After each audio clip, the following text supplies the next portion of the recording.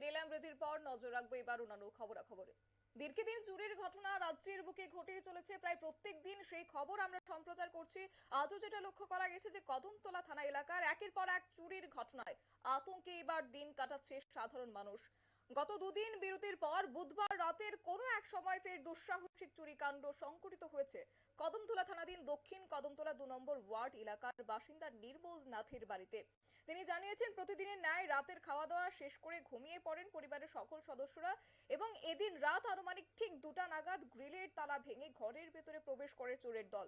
ঘরের ভেতরে থাকা আলমারি ভেঙে নগদ 9,000 টাকা সহ স্বর্ণের 2 ভরি চেইন চুরি করে নিয়ে যায় চোরের দল। তাছাড়া ওনার স্ত্রী এসএসজি গ্রুপের একটি পদে নিযুক্ত থাকায় এসএসজি গ্রুপের পাসবুক, চেকবুক তাও নিয়ে যায় চোরের দল। রাত আনুমানিক ঠিক 2টা নাগাদ ঘরের ভেতরে প্রবেশ করে এবং সেই শব্দ শুনে ঘুম থেকে উঠে লাইট জ্বালালেই চক্ষু চড়ক গাছ হয়ে যায় ওনার। দেখতে পান ঘরের ভেতরে থাকা সমস্ত জিনিসপত্র এলোমেলো ভাবে ছড়ানো এবং আলমারি খোলা অবস্থায় রয়েছে। এতে হতভম্ব হয়ে পড়েন গৃহস্থ, চেঁচামেচি শুরু করেন, ছুটে আসেন পার্শ্ববর্তী এলাকার লোকজন, পাশাপাশি স্থানীয় বাসিন্দারা। তবে গোটা বিষয় সম্পর্কে কি উঠে আসছেন, কি অভিযোগ তুলছেন তারা শুনবো। বিভিন্ন বছর মধ্যে আসি আজকে খুব ঘন ঘন কদমতলা এলাকাতে চুরি আরম্ভ হয়েছে, খুব ঘন ঘন। আজকে আমার আত্মীয় নির্মলনাথ সকালবেলা জানতে পারে আমি এখানে আইসি হওয়ার পরে ওনার কাছ থেকে বিবরণ শুনুন যে কালকে রাত্রে এইভাবে চুরিকাণ্ড সংঘটিত হচ্ছে ওনার বাসাতে। এটা তো কালকে রাত্রে ঘটনা। এই দিন কয়েক আগে বাজারের ব্যবসায়ী অলোক দেবের দোকানে চুরি হয়। কয়েকদিন আগে এখানে পাশে একজন ব্যবসায়ী রামশঙ্কর কয়ের বাড়িতে চুরি হয়। হ্যাঁ, এর কিছুদিন আগে হাফাইটিলাতে একটা বাড়িতে চুরি হয়। তাছাড়া পাশাপাশি মন্দির, মসজিদ এগুলিতে প্রণামী ব্যবসা চুরি হয়, বাইক চুরি হয়। এলাকাতে মানুষ এখন বর্তমান যে প্রশাসন কদমতলা থানা, এদের প্রতি অনেকে এখন আর চুরিকাণ্ডের ঘটনা জানানোর জন্য অস্বীকার করছে, বলে এদেরকে জানিয়ে কোনো লাভ নেই। এদেরকে জানিয়ে লাভ নেই, কারণ ওরা থানাতে জানানোর পরে ওরা আসে, ক্যামেরাবন্দি করে, বাস এতটুকু ওদের কাজ। যেন সরকার ওদেরকে ট্রেনিং দিয়েছে যে কোথাও কোনো ঘটনা ঘটলে পরে এসে ক্যামেরাবন্দি করে ফটো তুলে নিয়ে যাওয়ার জন্য, এইটুকুই। যে চুর ধরতে হবে, শান্তি শৃঙ্খলা বজায় রাখতে হবে, এই জন্য এদের কোনো ট্রেনিং দেওয়ানো হয় না। এলাকাবাসী আমরা হিসাবে আমরা টোটালি আস্থা হারিয়েছি এদের উপর।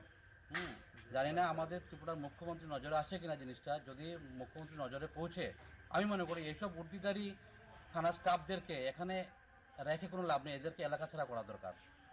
বোধহয় জনগণের নিরাপত্তা বজায় রাখতে পারবে এখন। এই বাজারে চুরিকাণ্ড ঘটনার পর বাজারবাসী সবাই মিলে এখন নিজেরা পাহাড়ে নেমেছেন।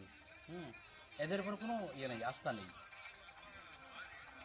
দেখুন, আমি বাস্তবে থানাতে কবে কোন ওসি আসছে, কবে বদলি হয়েছে আমি সেটা জানি না।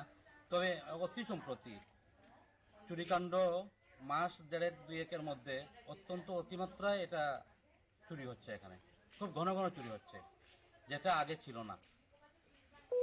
দিনে কদমতলাতে একজন আলমবাবু বলে একজন দারোগা ছিলেন, আমরা ওনার সময় দেখেছি কদমতলাতে না তো কোনো আগর চুরি হতো, না তো কোনো বাসাতে চুরি হতো। আপনারা শুনলেন তাদের বক্তব্য। এই ক্ষেত্রে স্বাভাবিকভাবেই এমন কাণ্ডে স্থানীয় জনগণের মধ্যে আতঙ্কের পাশাপাশি পুলিশের বিরুদ্ধে একরাশ ক্ষোভ বিরাজ করছে। যদিও দক্ষিণ কদমতলা সহ গোটা কদমতলাবাসীর মধ্যে পুলিশের ভূমিকায় কিন্তু চরম ক্ষোভ জন্মাচ্ছে, তার বলার অপেক্ষা রাখে না। তবে এখন দেখার বিষয়, প্রত্যেকটি চুরি কাণ্ডের মতো এই ঘটনা ফাইলবন্দি হয়ে থাকে নাকি কদমতলা পুলিশের এখন শীত ঘুম ভঙ্গ হয়, সেটাই কিন্তু এবার লক্ষণীয় বিষয়। নিয়ে নিচ্ছে ছোট্ট একটি বিজ্ঞাপন বিরতির, সঙ্গে থাকুন।